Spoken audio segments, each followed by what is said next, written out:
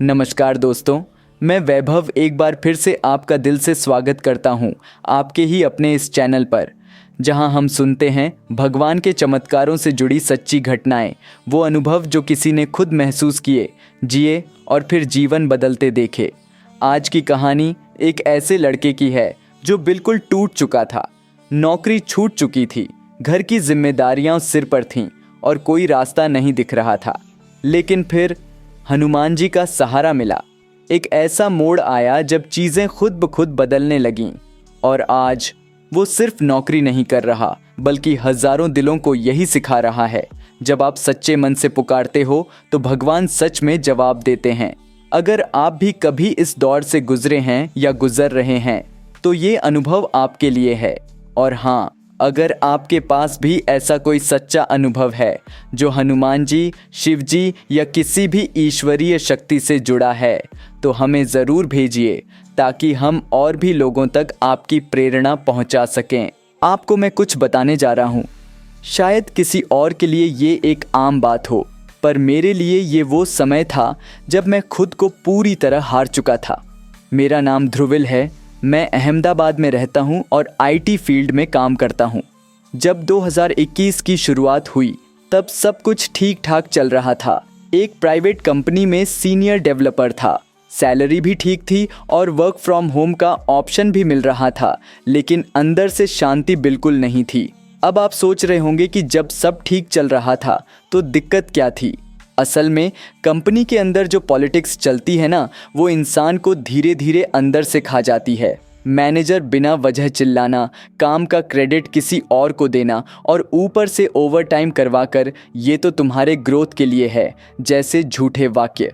सब कुछ मिलाकर हालत ऐसी हो गई थी कि एक दिन ऑफिस का मेल खोलने में भी डर लगने लगा था।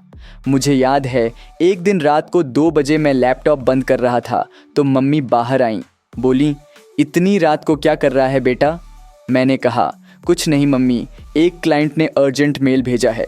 पर सच ये था कि मैं बस बैठा था, स्क्रीन देखता हुआ, जैसे सोच में खो गया हो। अंदर से सब कुछ खत्म होता महसूस हो रहा था और उसी समय मैंने एक फैसला लिया, नौकरी छोड़ने का। सबने मना किया, पापा ने भी कहा, बेटा बिना दूसरी नौकरी मिले इस तरह रिज़ाइन देना ठीक नहीं होता। लेकिन मैं थक गया था। मैंने कहा, अब नहीं सह सकता, अगर और एक दिन भी रहा तो मैं खुद को खो दूंगा। मार्च 2021 में मैंने जॉब छोड़ दी। फिर जो असली लड़ाई शुरू हुई वो थी बेरोज़गारी की। आप मानेंगे नहीं, लेकिन मैंने करीब 55 कंपनियों में रिज्यूमे भेजा। इंटरव्यू कॉल्स आए, फर्स्ट और सेकंड राउंड भी क्लियर किए, लेकिन जब भी फाइनल राउंड आता या तो एचआर कहता will get back to you, या फिर मेल आता, sorry we have selected another candidate. एक बार तो एक कंपनी में सिलेक्शन लगभग हो ही गया था। एचआर ने कहा, just wait for the final approval mail, you're almost in. मैंने मम्मी को बता दिया, मिठाई भी मंगवा ली थी, लेकिन अगले दिन जो मेल आया उसमें लिखा था, we regret to inform you. उस मेल को पढ़कर मेरी आंखों से आंसू निकल आए। अब आप सोचिए, 30 साल का लड़का जिसने अच्छी पढ़ाई की, 5 साल का एक्सपीरियंस और फिर भी दर दर की ठोकरें खा रहा है। हर सुबह उठता, मन में एक उम्मीद होती, शायद आज कोई कॉल आएगा, लेकिन फिर शाम तक वही खालीपन, वही चुप्पी, वही खुद से सवाल। रात को अकेले बैठे बैठे खुद से बातें करने लगा था, क्या कमी है मुझ में? क्या मैं वाकई इस लायक नहीं? शायद मुझे अब नौकरी कभी नहीं मिलेगी। एक बार तो मन किया कि सब कुछ छोड़ दूं, इस फील्ड को, ये करियर, यहाँ तक कि ये शहर भी। लेकिन फिर एक दिन कुछ ऐसा हुआ जो शायद मेरे जीवन की सबसे बड़ी टर्निंग पॉइंट थी। मम्मी ने कहा, शनि की 7.5 चल रही है तेरी कुंडली में, पर एक उपाय है। मैंने पूछा, क्या? मम्मी बोली, सारंगपुर वाले कष्टभंजन हनुमान जी के दर्शन कराओ। वहाँ एक बार सच्चे मन से प्रार्थना करोगे तो हनुमान जी ज़रूर राह निकाल देंगे। अब देखिए, मैं बचपन से हनुमान जी में आस्था रखता था। रोज़ हनुमान चालीसा पढ़ता था, लेकिन शायद वो भाव नहीं था जो आज चाहिए था। मैंने तुरंत हाँ कर दी। अगले शनिवार सुबह 5 बजे उठकर ट्रेन पकड़ी। अहमदाबाद से सारंगपुर तक का सफ़र वैसे तो करीब 4 घंटे का है, पर मेरे लिए वो हर मिनट जैसे एक सवाल से भरा हुआ था। क्या हनुमान जी सुनेंगे? क्या मुझे भी कोई रास्ता मिलेगा? मंदिर पहुंचा तो वहाँ की हवा ही अलग थी। एक अजीब सी शांति, एक ऊर्जा, जैसे सब कुछ वहीं रुक गया हो। मैंने मंदिर में प्रवेश किया और सामने जब पहली बार कष्टभंजन हनुमान जी की मूर्ति देखी ना, तो बस आंखें भर आईं। मैं वहीं नीचे बैठ गया, आंखें बंद कीं और दिल से कहा, बजरंगबली, मैं टूट चुका हूँ। अब सब कुछ आपके हाथ में है। एक जॉब दिला दो प्रभु, बस इतनी मदद कर दो, फिर देखना कभी वापस नहीं मांगूंगा कुछ। मैं बहुत देर तक वहीं बैठा रहा, ना कोई शब्द बोले, ना कोई मंत्र, बस आंखों से बहती प्रार्थना थी और दिल में विश्वास। अब जब मैं सारंगपुर से लौट रहा था ना, तो दिल में एक अजीब सा सुकून था, जैसे अंदर कोई कह रहा हो, अब सब ठीक हो जाएगा। मैंने ट्रेन में बैठते ही आंखें बंद कर लीं। भीड़ शोर सब पीछे छूट गया था। मेरे सामने बस वो पल घूम रहा था जब मैंने हनुमान जी के सामने बैठकर रोते हुए कहा था, बस एक नौकरी, ताकि खुद को साबित कर सकूं। घर पहुंचा तो मम्मी दरवाजे पर खड़ी थीं, चेहरे पर वो माँ वाला सवाल, कैसा रहा? मैंने मुस्कुराकर कहा, मम्मी अच्छा लगा, अंदर कुछ बदल गया है। उन्होंने सर पर हाथ फेरा, अब सब ठीक होगा बेटा, हनुमान जी सब देख रहे हैं। उस दिन के बाद से मेरी दिनचर्या बदल गई। पहले मैं यूं ही लेट उठ जाता था, फिर लैपटॉप खोलता और कुछ जॉब पोर्टल्स स्क्रॉल करता, लेकिन अब हर सुबह 5 बजे उठता, स्नान करके मंदिर में दीपक लगाता और पूरे ध्यान से हनुमान चालीसा पढ़ता। अब ये सिर्फ रिवाज नहीं था, ये एक कनेक्शन बन चुका था। जय हनुमान ज्ञान गुण सागर, हर लाइन में जैसे मेरी आत्मा जुड़ गई थी। मैं हर शब्द में अपनी उम्मीदें, अपनी बेबसी और अपना भरोसा रख देता। मैंने खुद को बदला, सोशल मीडिया से दूरी बना ली, रोज़ 10 नई कंपनियों को टारगेट करके कस्टमाइज्ड रिज्यूमे भेजता और हर बार भेजने से पहले हाथ जोड़कर कहता, प्रभु अगर ये जगह मेरे लिए सही है तो मुझे बुला लेना, नहीं तो मना कर देना, पर मैं टूटू नहीं। और एक और बात, उस शनिवार के बाद मैंने एक व्रत रखा। हर मंगलवार और शनिवार को केवल एक समय भोजन करता, और वो भी बिना लहसुन प्याज के। मेरे दोस्तों ने कहा, अरे यार तुझे क्या हो गया, ये सब पुराने ज़माने की बातें हैं। मैं बस हंसकर कहता, भाई ये सब पुराने ज़माने का नहीं, ये मेरा तरीका है प्रभु से जुड़ने का। एक बार तो ऐसा हुआ कि एक इंटरव्यू कॉल आया, बहुत बड़ी कंपनी से। मैं खुश था, लेकिन जैसे जैसे इंटरव्यू का दिन पास आया, अंदर घबराहट बढ़ती गई। इंटरव्यू से एक दिन पहले रात को नींद नहीं आ रही थी। मम्मी ने देखा, पूछा, नींद क्यों नहीं आ रही? मैंने कहा, डर लग रहा है मम्मी, फिर से रिजेक्शन हुआ तो? उन्होंने मेरे कंधे पर हाथ रखकर बस इतना कहा, अभी डर मत बेटा, तू अकेला नहीं है, अब हनुमान जी तेरे साथ हैं। उनका वो वाक्य आज भी मेरे कानों में गूंजता है। इंटरव्यू वाले दिन सुबह 4:30 बजे उठ गया, स्नान किया, पूजा की, और हनुमान चालीसा पढ़ते पढ़ते जो टीयर्स आए ना, वो डर के नहीं थे, वो एक भरोसे के थे। इंटरव्यू जूम पे था। मैंने अपना लुक सिंपल रखा, सफ़ेद शर्ट, हल्की सी मुस्कान और एकदम शांत मन। पहला सवाल आया, tell me about a situation when you failed in a project and what you learned. मैंने बिना रुके पूरे ऑनेस्टी से अपनी पुरानी कंपनी की कहानी बताया कैसे मैंने खुद रिज़ाइन किया क्योंकि मेरी अंतरात्मा मुझे काम करने नहीं दे रही थी। और फिर जो साइलेंस आया जूम पर, उसमें भी मुझे हनुमान जी की उपस्थिति महसूस हुई। एचआर बोली, thank you Dhruvil, we appreciate your honesty. Interview ख़त्म हुआ और मैं उठा, मंदिर के सामने बैठ गया। ना कोई जोश, ना कोई घबराहट, बस एक भाव, अब आपकी मर्जी। और उसी शाम को कुछ ऐसा हुआ जिससे मेरे रोंगटे खड़े हो गए।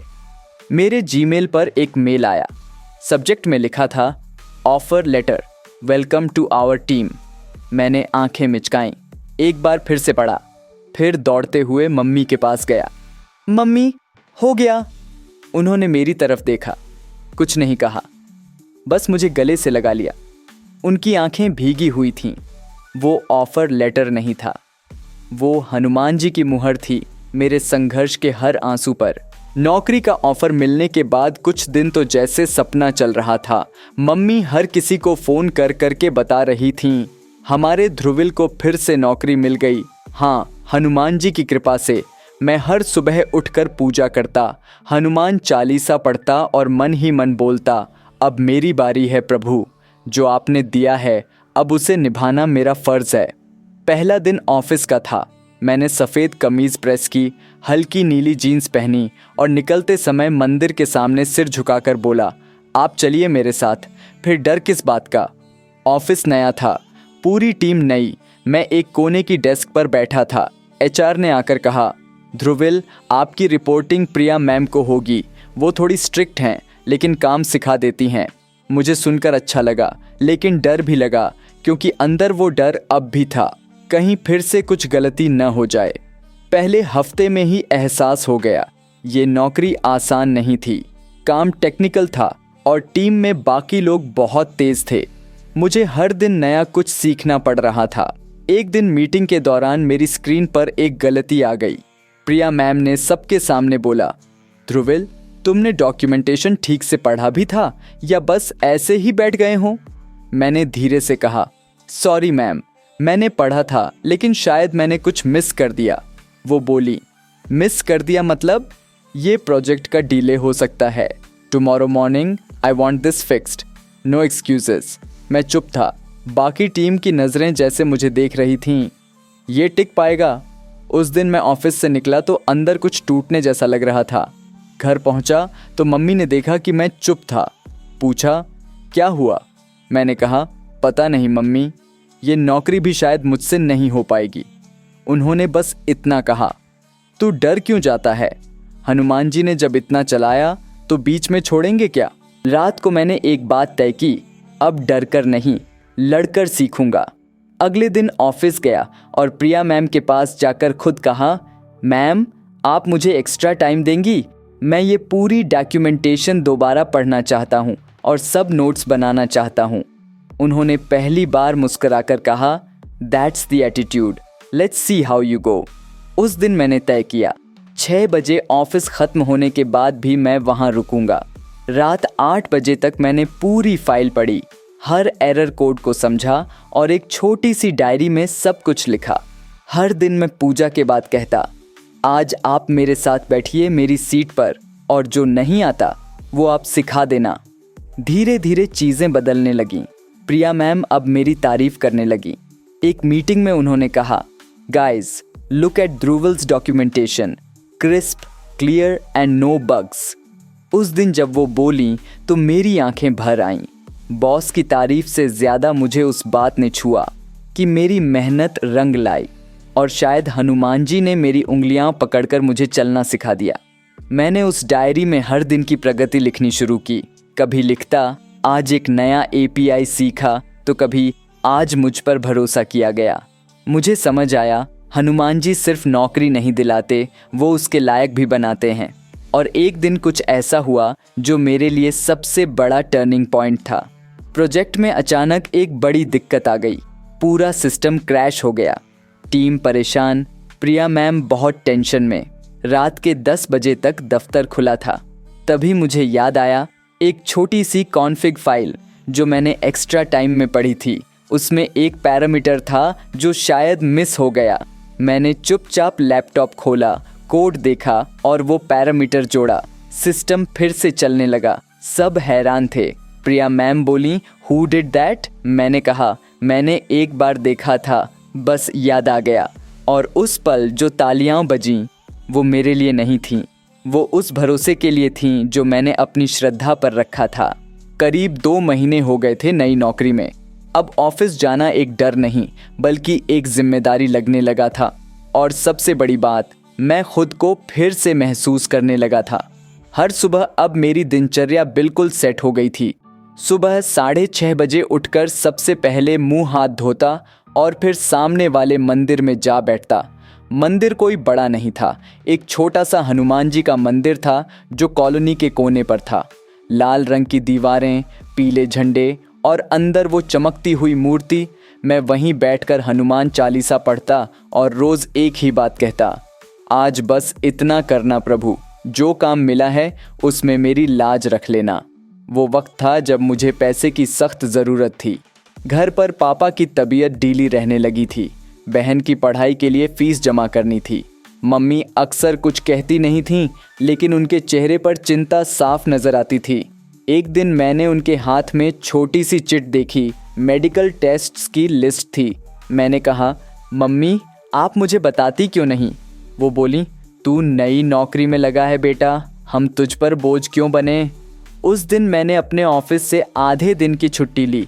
मम्मी को डॉक्टर के पास ले गया और चुपचाप उनके सारे टेस्ट करवा दिए। शाम को घर आए तो उन्होंने मेरी पीठ पर हाथ रखकर कहा, तू ना हनुमान जी का भेजा हुआ कोई रूप लगता है बेटा।